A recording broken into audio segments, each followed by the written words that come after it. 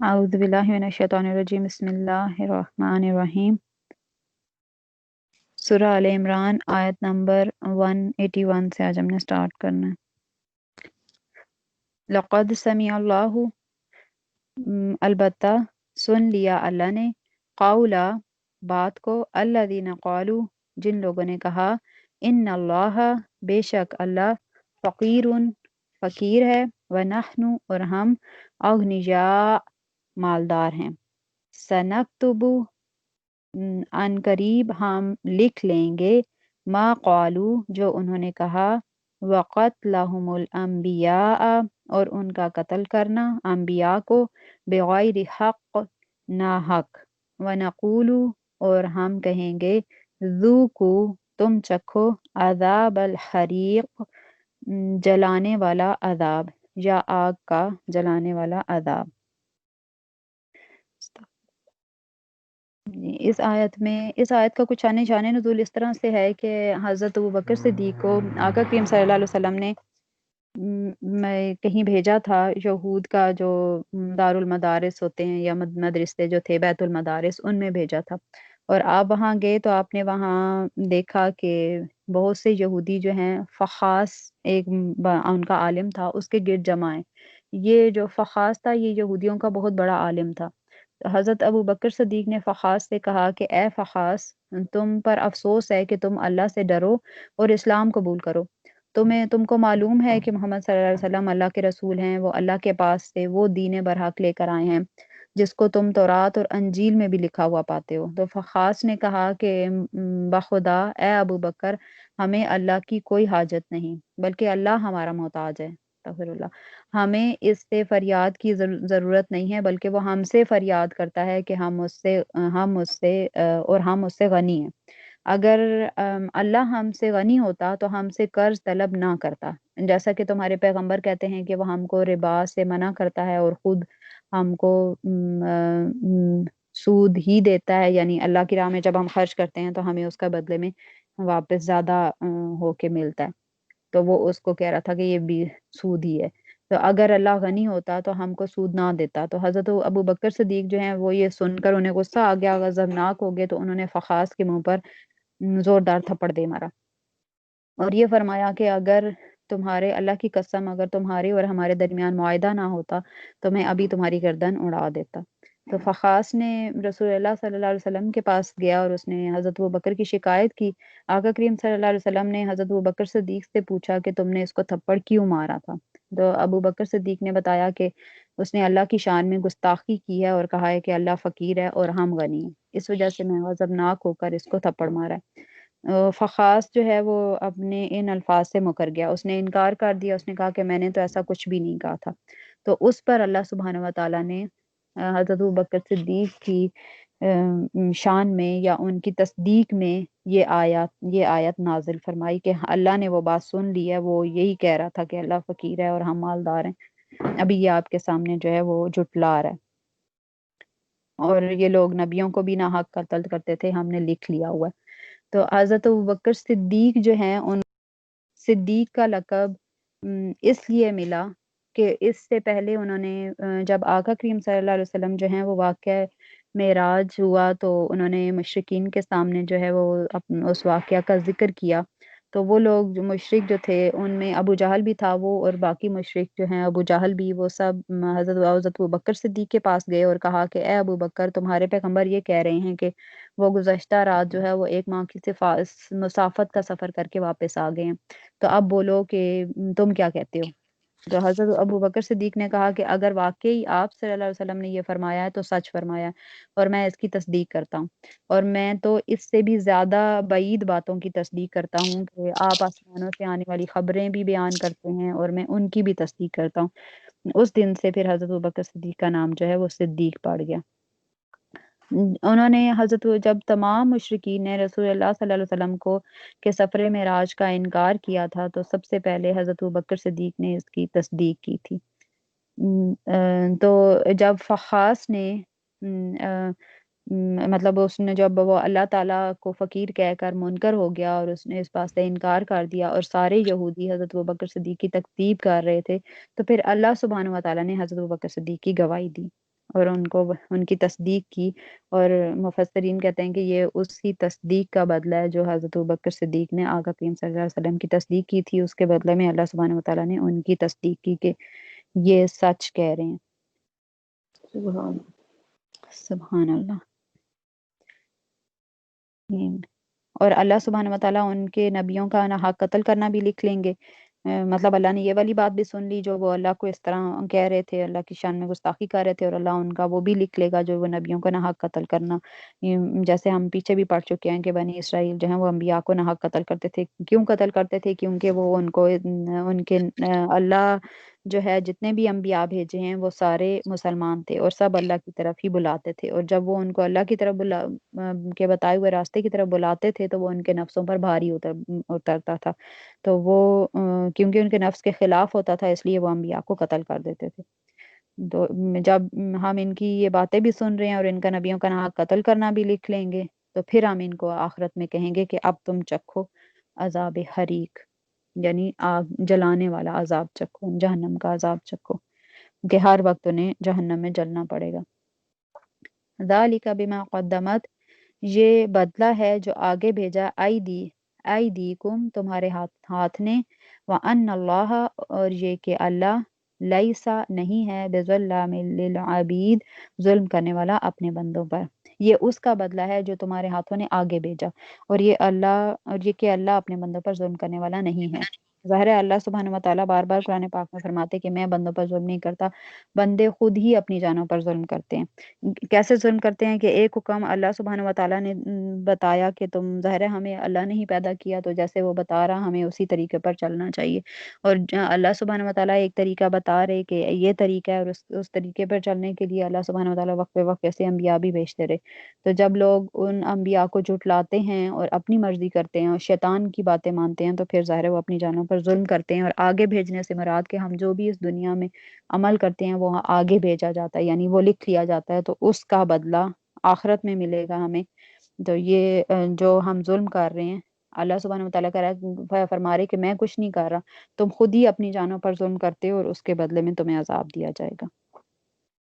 الذین قالوا، جن لوگوں نے کہا، ان اللہ، کہ اللہ عہد کیا، الینا، ہم سے، جن لوگوں نے کہا کہ اللہ نے ہم سے عہد کر رکھا ہے، اللہ کہ نہ نؤمن، ہم ایمان لائیں، لرسول، کسی رسول پر، حتی، یہاں تک کہ یأتینا، وہ لائے ہمارے پاس، قربانی، تأکلوہ، جسے کھا لے، النار، آگ، جسے آگ کھا لے، کہ ہم کسی رسول پر ایمان نہ لائیں یہاں تک کہ وہ ہمارے پاس قربانی لائے جسے آگ کھا لے۔ کل، کہہ دیجئے، قد جاءکم، البتہ تمہارے پاس آئے، رسولن، بہت سے رسول، من قبلی، مجھ سے پہلے، بالبینات، نشانیوں کے ساتھ، وبالذی، اور اس کے ساتھ، کل تم، جو تم کہتے ہو، البتہ تمہارے پاس مجھ سے پہلے بہت سے رسول آئے نشانیوں کے ساتھ اور اس کے ساتھ جو تم کہتے ہو، پھر فلیما، پھر کیوں، قتلتموہم، تم نے انہیں قتل کیا، ان کنتم، اگر تم ہو، صادقین، سچے۔ جی، اس آیت میں اللہ سبحانہ وتعالیٰ فرما رہے کہ ان لوگوں سے مخاطب ہیں جن لوگوں نے، اس کا شان نزول کچھ اس طرح سے ہے کہ آقا کریم صلی اللہ علیہ وسلم کے پاس جو ہیں وہ یہود آئے تھے، یہود کا کوئی ایک گروہ آیا تھا، انہوں نے آ کر کہا تھا کہ آپ جیسے، مطلب پچھلے نبی آتے تھے، پرانے نبیوں میں سے جو بھی نبی آتا تھا وہ، اس کی یہ نشانی ہوتی تھی کہ وہ ایک قربانی کرتا تھا اور وہ اس قربانی کو آسمان سے آگ آتی تھی، وہ کھا جاتی تھی۔ تو اگر آپ جو ہیں رسول ہیں، اگر آپ واقعی، جب اللہ سبحانہ وتعالیٰ نے آپ کو رسول بنا کر بھیجا ہے تو آپ جو ہیں قربانی کریں، اور تاکہ آسمان سے آگ آئے اور اسے کھا لے۔ تو اس وقت یہ آیت نازل ہوئی کہ اللہ سبحانہ وتعالیٰ نے فرمایا کہ تم سے پہلے بھی ان سے آپ ان سے کہہ دیں جو ابھی آپ سے کہہ رہے ہیں کہ ہمارے پاس قربانی مطلب یہ نشانی لے کر آئیں کہ آپ قربانی کریں تو آسمان سے آگ آئے اور اسے کھا لے تو تب ہم آپ پر ایمان لائیں گے. ان سے کہیں کہ آپ اس سے پہلے میرے سے پہلے بہت سارے رسول مختلف نشانیوں کے ساتھ آئے اور اس نشانی کے ساتھ بھی آئے جس کا تم میرے سے مطالبہ کر رہے ہو. وَبِالَّذِي قُلْتُمْ یعنی اس نشانی کے ساتھ جو تم مجھے کہہ رہے ہو جو تم کہتے ہو اس نشانی کے ساتھ بھی آئے تو پھر تم ان پر کیوں نہیں ایمان لایا تم اور تم نے انہیں قتل کیوں کیا؟ اگر تم سچے ہو تو بتاؤ. تم- تو ظاہر ہے ان کے پاس کوئی جواب نہیں تھا. وہ صرف بہانے لگاتے تھے. اس سے پہلے بھی وہ انبیاء کو قتل کرتے رہے جھٹلاتے رہے تو ابھی بھی وہ وہی کام کر رہے تھے جھٹلا رہے تھے. اس آیت کا مقصد یہ تھا کہ یہودی جو ہیں وہ خاموش ہو جائیں اور انہیں آر دلانا کہ پیچھے بھی تو انبیاء تم پر جو ہیں وہ اپنی مطلب اس طرح کی نشانیاں پیش کرتے رہے ہیں لیکن تم ان پر بھی ایمان نہیں لائے. وہ آقا کریم صلی اللہ علیہ وسلم سے کہتے تھے کہ اگر آپ قربانی کریں گے اور اسے آگ کھا جائے گی تو تب ہم آپ کی تصدیق کریں گے ورنہ ہم آپ کو نبی نہیں مانیں گے. تو اس کے جواب میں اللہ سبحانہ وتعالیٰ نے یہ آیت نازل فرمائی. اچھا ان سے پہلے جو ہیں وہ انبیاء جو تھے ان پر صدقہ وہ لوگ خود نہیں کھا سکتے تھے نہ وہ قربانی خود کھاتے تھے. ان کی قربانی وہ جو بھی کوئی گوشت وغیرہ ذبح کرتے جو بھی کوئی جانور ذبح کرتے تھے جیسے مثال کے طور پر گائے وغیرہ تو وہ اس کو صحن میں رکھا جاتا تھا اور آسمان سے آگ آتی تھی اور وہ اس کو کھا جاتی تھی. اور اسی طرح پرانے جو امتیں تھیں پہلی امتیں ان میں صدقہ بھی مطلب نہیں تھا. وہ لوگ صدقہ بھی خود نہیں کھا سکتے تھے. ان کے صدقے کا بھی یہی طریقہ تھا کہ وہ لوگ صدقہ کرتے تھے اور آسمان سے آگ آتی تھی. اور صدقہ قبول ہونے کی علامت یہ تھی کہ وہ آسمان سے آگ آتی تھی اور کھا لیتی تھی اور اگر آسمان سے آگ نہ آئے تو اس کا مطلب ہوتا تھا کہ وہ صدقہ قبول نہیں کیا گیا. یہ مختلف تفاسیر میں ڈفرینٹ صحابہ سے روایت ملے گا. حضرت ابن عباس نے بھی اس کو لکھا ہے کہ پچھلی امتوں میں ایک شخص صدقہ کرتا تھا اگر وہ صدقہ قبول ہو جاتا تو آسمان سے آگ اتر کر اس کو کھا جاتی تھی. اور مختلف لوگوں نے اس کو روایت کیا اسی طرح سے.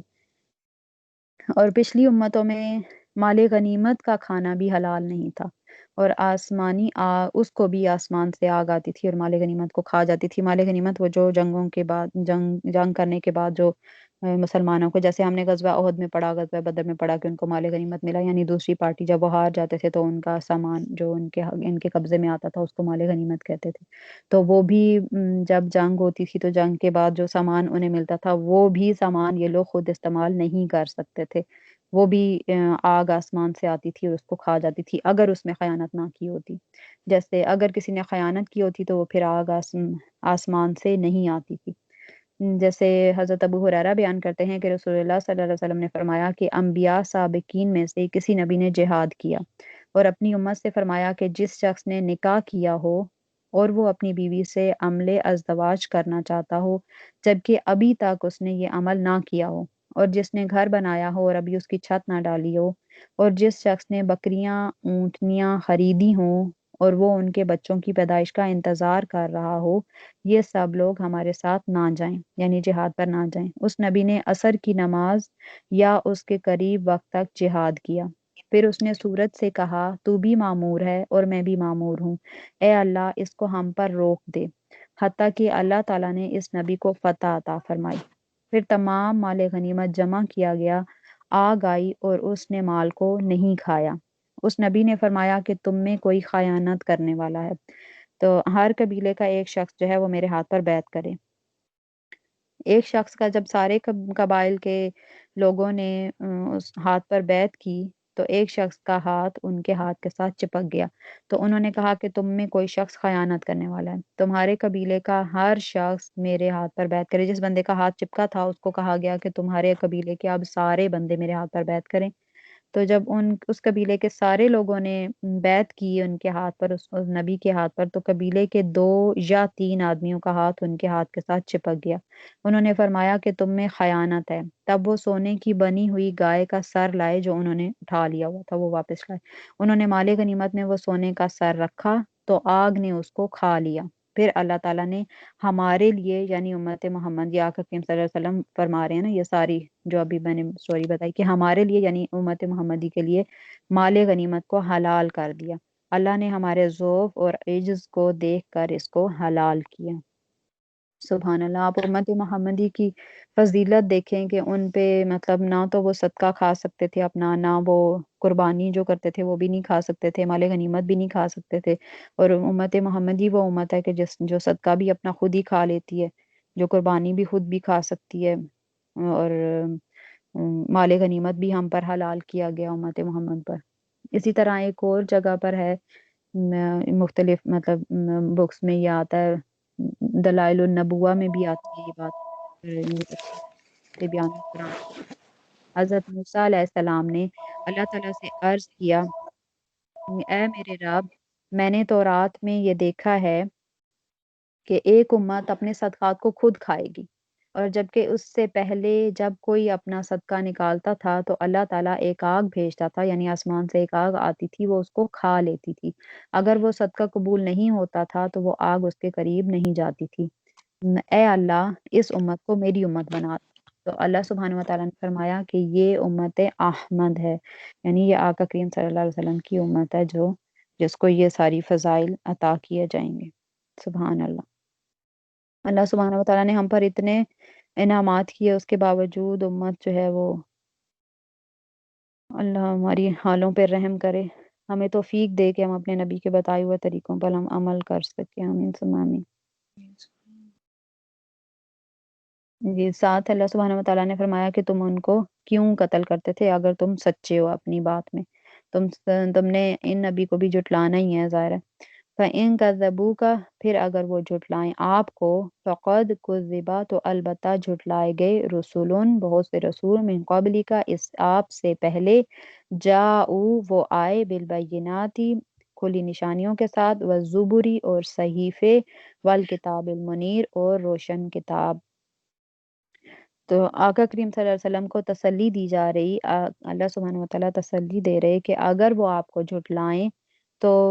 یہ کوئی مطلب نئی بات نہیں ہے، وہ ہمیشہ سے ایسے ہی کرتے آئے ہیں. ہمیشہ سے کفار اور منکرین جو ہیں وہ بڑے بڑے رسولوں کی تکذیب کرتے آئے ہیں، ایون ان کو قتل کرتے آئے ہیں، جیسے ہم نے پہلے بھی پڑھا تھا کہ ایک دن میں 43 انبیاء کو انہوں نے قتل کیا. اس طرح حضرت یحییٰ کا بھی ہم نے پڑھا تھا کہ انہیں بھی انہوں نے شہید کیا. وہ بھی بہت سارے انبیاء جن کے یہ در پہ ہوتے تھے کہ 43 ان کے، ایک روایت کے مطابق 43 انبیاء کو انہوں نے ایک دن میں قتل کیا تھا. تو اللہ سبحانہ وتعالیٰ اپنے آقا کریم صلی اللہ علیہ وسلم کو تسلی دے رہے کہ آپ پریشان نہ ہوں، آپ سے پہلے بھی بہت سے رسول جو ہیں وہ جھٹلائے گئے ہیں، انہی بنی اسرائیل نے ہی جھٹلائے ہیں جو ان کے پاس آئے تھے کھلی نشانیوں کے ساتھ، یعنی ان کو معجزات بھی عطا کیے گئے تھے، ڈفرینٹ جو یہ معجزہ کہتے تھے وہ عطا کیا گیا تھا. زبری، اور زبر سے مراد ہیں صحائف کے، جو اللہ سبحانہ وتعالیٰ کی طرف سے کلام اتارا جاتا تھا وہ ان صحائف کے ساتھ بھی آئے ہیں. والکتاب المنیر، اور روشن کتاب. روشن کتاب کو مفسرین کہتے ہیں کہ اس سے مراد قرآن پاک ہے، کہ قرآن پاک کے ساتھ جو ہیں وہ یعنی کتاب کے ساتھ جو اللہ سبحانہ وتعالیٰ کی طرف سے اتاری گئی اس کے ساتھ یہ انبیاء آئے، لیکن انہیں بھی جھٹلایا گیا. تو آپ کو بھی اگر جھٹلایا گیا ہے تو آپ پریشان نہ ہوں. کل نفس ذائقۃ الموت، ہر جان نے موت کا ذائقہ چکھنا ہے. وَإِنَّمَا، بے شک، تو وفاؤنا، پورے پورے ملیں گے، پورا پورا دیا جائے گا، اجورکم، تمہارے اجر، یوم القیامہ، قیامت کے دن، اور قیامت کے دن تمہارے اجر پورے پورے ملیں گے یا تمہیں پورے پورے اجر دیے جائیں گے. فمن، پس جو، زحزحا، دور کیا گیا، انی ناری، آگ سے، وادخل الجنہ، اور داخل کیا گیا جنت میں، فقد فاز، تو پس وہ کامیاب ہو گیا یا وہ مراد کو پہنچ گیا. وما الحیات الدنیا، اور نہیں ہے دنیا کی زندگی، الا، سوائے، متاع الغرور، دھوکے کے سامان کے. جی، اس آیت میں اللہ سبحانہ وتعالیٰ فرما رہے ہیں کہ ہر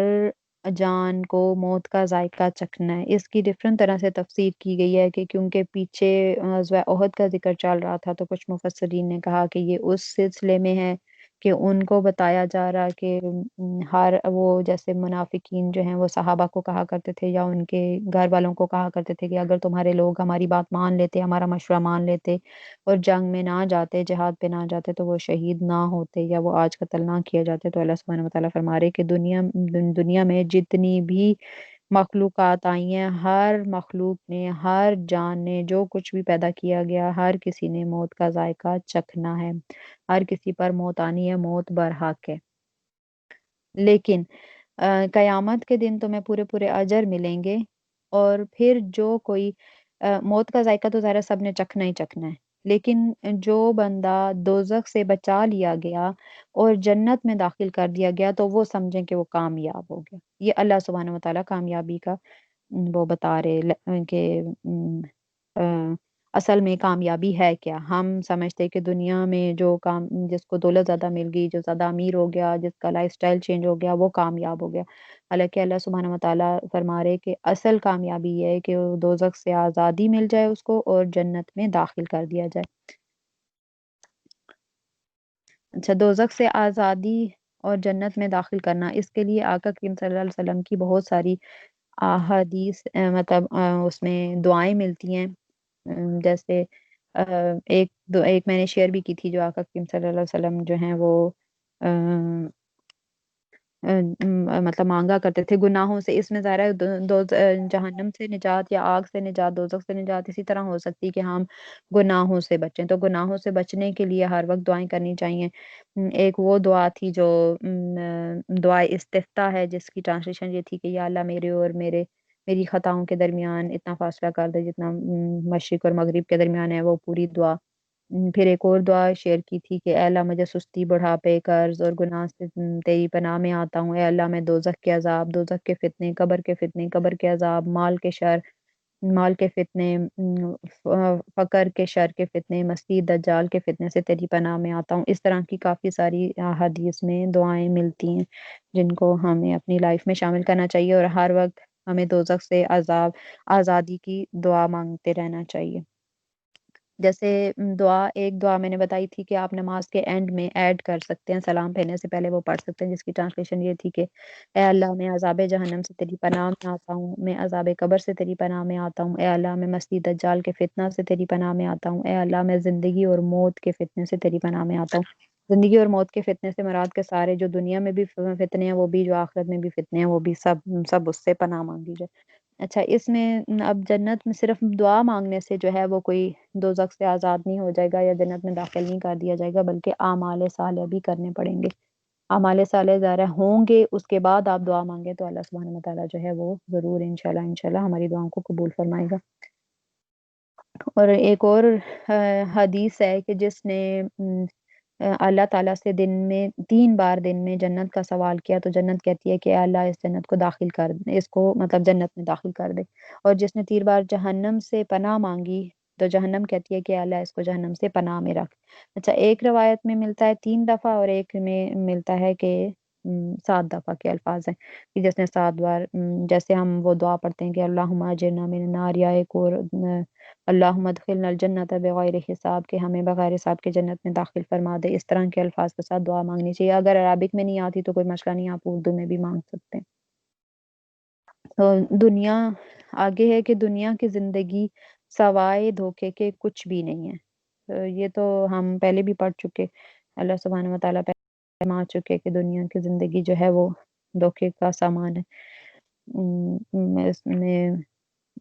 کافی ساری احادیث بھی ہیں، جیسے آقا کریم صلی اللہ علیہ وسلم کا فرمان ہے کہ دنیا میں ایسے رہو جیسے مسافر ہے۔ جو حضرت عبداللہ بن عمر کہتے ہیں کہ رسول اللہ صلی اللہ علیہ وآلہ وسلم نے میرا کندھا پکڑ کر فرمایا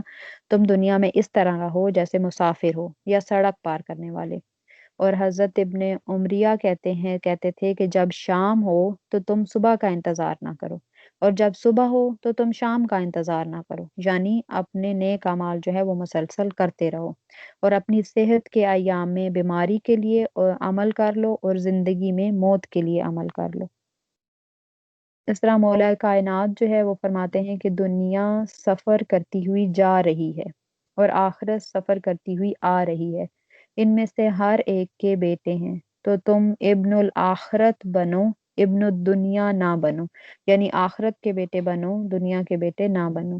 کیونکہ آج عمل کا موقع ہے اور حساب نہیں ہے، اور کل حساب ہوگا اور عمل نہیں ہوگا،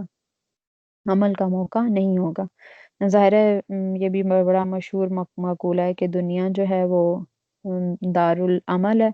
اور آخرت جو ہے وہ دارالجزا ہے، کہ اس میں صرف جزا دی جائے گی۔ اس میں اگر آپ کہیں گے کہ اب ہم سجدہ کر لیں یا ہم نماز پڑھ لیں یا ہم صدقہ دے لیں، تو ظاہر ہے ایسا کوئی بھی عمل کرنے کی اجازت نہیں ہوگی۔ آپ کا وہ ٹائم ختم ہو گیا، جتنی ٹائم لمٹ اللہ سبحانہ وتعالیٰ نے دی تھی وہ سب ختم ہو گیا۔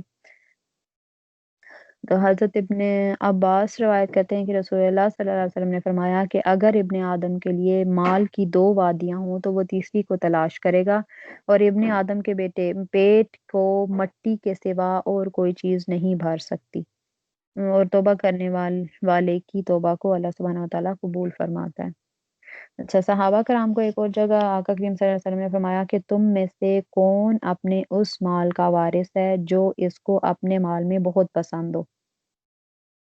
صحابہ نے کہا کہ ہم میں سے ہر شخص اپنے مال کو بہت پسند کرتا ہے۔ تو آپ صلی اللہ علیہ وسلم نے فرمایا اس کا مال تو وہ ہے جو اس نے پہلے بھیج دیا، اور جو اس نے بچا کر رکھا ہے وہ تو اس کے وارث کا مال ہے۔ یعنی کہ جو آپ آگے بھیج رہے ہیں، اصل آپ کا مال وہ ہے جو آپ دنیا میں جمع کر کر چھوڑ جائیں گے، فوت ہو جائیں گے، تو وہ مال تو پیچھے وہ رسا کا ہے، جیسے اللہ سبحانہ و تعالیٰ انشاءاللہ ہم سورہ نساء میں پڑھیں گے کہ ہر کسی کے حصے مقرر کر دیے ہیں، ان کو حصوں کے مطابق انہیں وہ مال بانٹ دیا جائے گا۔ تو دنیا میں ایسے رہنا چاہیے، ہم اصل میں دنیا کو ہی سب کچھ سمجھ لیتے اور ادھر کی ہی گھر پکے اور یہی دل لگا لیتے، حالانکہ دنیا کے بارے میں تو بار بار قرآن پاک میں بھی آ رہا، احادیث میں بھی بہت ہے کہ آپ ایسے رہو جیسے مسافر ہے، دنیا میں دل نہ لگائیں۔ مطلب جب انسان مرتا ہے تو اس کے ساتھ مطلب ایسے اعمال کریں کہ جو ہمارے آخرت میں کام آئیں۔ جیسے ایک حدیث میں مفہوماً بتا دیتی ہوں کہ جب انسان مرتا ہے تو اس کے بعد صرف 3 اعمال ایسے ہیں جو اس کے لیے پیچھے جاری رہتے ہیں۔ ایک صدقہ جاریہ، ایک اس کی نیک اولاد جو اس کے لیے دعائے مغفرت کرے، اور تیسرا وہ علم جو اس نے لوگوں کو سکھایا تھا۔ اس کے علاوہ کوئی بھی چیز جو ہے وہ انسان کے ساتھ نہیں جائے گی، اس کا ثواب اس کو نہیں ملے گا۔ جب وہ فوت ہو گیا تو اس کے اعمال کا دروازہ بند ہو گیا۔ رسول اللہ صلی اللہ علیہ وسلم نے فرمایا کہ میت کے ساتھ 3 چیزیں جاتی ہیں، 2 لوٹ آتی ہیں اور ایک رہ جاتی ہے۔ اس کے ساتھ اس کے گھر والے، اس کا مال اور اس کا عمل جاتا ہے۔ اس کا اہل اور اس کا مال لوٹ آتے ہیں اور اس کا عمل رہ جاتا ہے۔ یا اللہ ہم پر رحم کرنا، آخرت آسان کر دینا۔ ایک جگہ پر آقا کریم صلی اللہ علیہ وسلم نے فرمایا کہ کون سا شخص سب سے اچھا ہے، یعنی ایک شخص نے کہا کہ یا رسول اللہ کون سا شخص سب سے اچھا ہے؟ آپ صلی اللہ علیہ وسلم نے فرمایا جس کی عمر لمبی ہو اور اس کے عمل اچھے ہوں۔ اس نے کہا کون سا شخص سب سے برا ہے؟ آپ صلی اللہ علیہ وسلم نے فرمایا جس کی عمر لمبی ہو اور اس کے عمل برے ہوں۔ اللہ ہمیں نیک اعمال کرنے کی توفیق عطا فرمائے اور ہم پر رحم کرے، ہمارے لیے آسانیاں پیدا فرمائے۔ تو جنت کا سوال اور دوزخ سے رہائی کے لیے تو ہم پیچھے بھی پڑھ چکے ہیں۔ اللہ سبحانہ وتعالیٰ نے جیسے فرمایا تھا سورہ آل عمران میں ہی 133 آیت نمبر تھی شاید، کہ اپنے رب کی مغفرت وَسَارِعُوا إِلَى الْمَغْفِرَةِ مِنْ رَبِّكُمْ وَجَنَّةٍ عَرْضُهَا السَّمَاوَاتُ وَالْأَرْضُ أُعِدَّتْ لِلْمُتَّقِينَ، کہ اپنے رب کی مغفرت اور اس جنت کی طرف جلدی کرو جس کی پہنائی آسمان اور زمین میں ہے، یعنی جس کا عرض جو ہے وہ آسمان اور زمین میں ہے، جس کو متقین کے لیے تیار کیا گیا ہے۔ جلدی کرو مطلب کہ نیک اعمال کرو اور اللہ کے بتائے ہوئے طریقے پر عمل کرتے رہو، تو اللہ سبحانہ و تعالیٰ جو ہے آپ کو جنت میں داخل فرما دیں گے۔ لَتُبْلَوُنَّ، تم ضرور آزمائے جاؤ گے، فی اموالکم، اپنے مال، و انفسکم، اور اپنی جان سے، ولا تسمعن، اور ضرور سنو گے، من الذین اوتوا الکتاب، ان لوگوں سے جنہیں کتاب دی گئی، من قبلکم، تم سے پہلے، ومن الذین اشرکوا، اور ان لوگوں سے جنہوں نے شرک کیا، اذًا کثیرا، دکھ دینے والی باتیں، بہت زیادہ دکھ دینے والی، کثیرا یعنی بہت زیادہ دکھ دینے والی باتیں، وَإِن تَصْبِرُوا، اور اگر تم صبر کرو، وَتَتَّقُوا، اور پرہیزگاری کرو، فَإِنَّ ذَلِكَ، تو بے شک یہ، من عزم الامور، ہمت والے کاموں میں سے ہے۔ یہاں اللہ سبحانہ وتعالیٰ فرما رہے ہیں کہ تمام مسلمان جنہیں ہم نے بھیجا ان سے مخاطب ہیں اللہ سبحانہ وتعالیٰ کہ تمہیں ظاہر ہے جو بھی آزمائش آتی ہے وہ ان کے گناہوں کو دور کرنے کے لیے آتی ہے، کہ تمہیں اللہ سبحانہ وتعالیٰ فرما رہے کہ تمہیں اپنے مالوں اور اپنی جانوں سے آزماؤں گا میں، تو یہ تم ضرور آزمائے جاؤ گے، یہ اس کے لیے تمہیں ہر وقت تیار رہنا چاہیے، اور تم ضرور سنو گے ان لوگوں سے جنہیں کتاب دی گئی، اور مشرکوں سے بھی، یعنی اہل کتاب اور مشرکوں سے تم اذیت دینے والی باتیں بھی سنو گے۔ اذیت دینے والی باتیں کیا تھیں؟ ان کے نزدیک، صحابہ کے نزدیک اذیت دینے والی باتیں یہ تھیں کہ وہ لوگ ان کو جو ہے وہ ان کے بارے میں غلط باتیں کہتے تھے، اور اللہ سبحانہ وتعالیٰ کی شان میں گستاخی کرتے تھے، جس سے صحابہ غضبناک ہو جاتے تھے اور ان کو غصہ آ جاتا تھا، جیسے آج کل بھی آقا کریم صلی اللہ علیہ وسلم کی شان میں گستاخی کی جاتی ہے تو مسلمان جو ہیں وہ طیش میں آ جاتے، تو اس طرح کی باتیں اس ٹائم بھی ہوتی تھیں۔ یہ مختلف ان کی طرف سے بھی، مشرکین کی طرف سے بھی شاعر ہوتے تھے جو شعر پڑھ کر لوگوں میں جوش اور ولولہ دلاتے تھے، تاکہ وہ جہاد کے لیے مطلب ان کے اندر وہ پیدا کرتے تھے، تاکہ جہاد میں جو ہے وہ یہ مسلمانوں کے خلاف جو ہے وہ کھڑے ہوں اور ان سے جنگ کریں۔ اور ان کے بارے میں آقا کریم صلی اللہ علیہ وسلم کی شان میں گستاخی بھی کی جاتی تھی، اور طعنے اور تشنیع بھی کی جاتی تھی، تو یہ سارے اس کے لیے اللہ فرما رہے کہ تمہیں، اور تم سے جہاد، اور صحابہ سے یا ظاہرہ آقا کریم صلی اللہ علیہ وسلم سے جہاد بھی کیا گیا، اور جہاد میں ان کے مال کا بھی نقصان ہوتا تھا اور جانوں کا بھی نقصان ہوتا تھا، تو وہ اللہ سبحانہ وتعالیٰ فرما رہے کہ وہ تمہاری جانوں کا بھی نقصان ہوگا، مال کا بھی نقصان ہوگا، اور تمہیں وہ طعنے بھی دیں گے اور بری بری باتیں بھی کہیں گے، لیکن کون لوگ کہیں گے؟ اہل کتاب اور مشرکین کہیں گے، لیکن تم نے کیا کرنا ہے کہ تم نے صبر کرنا ہے اور پرہیزگاری اختیار کرنی ہے، بے شک یہ ہمت والے کاموں میں سے ہے، لیکن تم نے ایسے ہی کرنا ہے، تو اس طرح اچھے اخلاق شو کر کے آپ ان کو مسلمان کر سکتے ہیں۔ لیکن اگر آپ آگے لڑائی جھگڑا کریں گے تو اس کے جواب میں غصہ کریں گے، تو پھر وہ مطلب وہ ان پہ اچھا اثر نہیں جائے گا اور وہ مسلمان نہیں ہو سکیں گے۔ تو یہ آقا کریم صلی اللہ علیہ وسلم کو اور صحابہ کو جو ہے وہ اللہ سبحانہ وتعالیٰ متنبع کر رہے۔ یہاں پہ آج کا ٹاپک ہمارا کمپلیٹ ہوا۔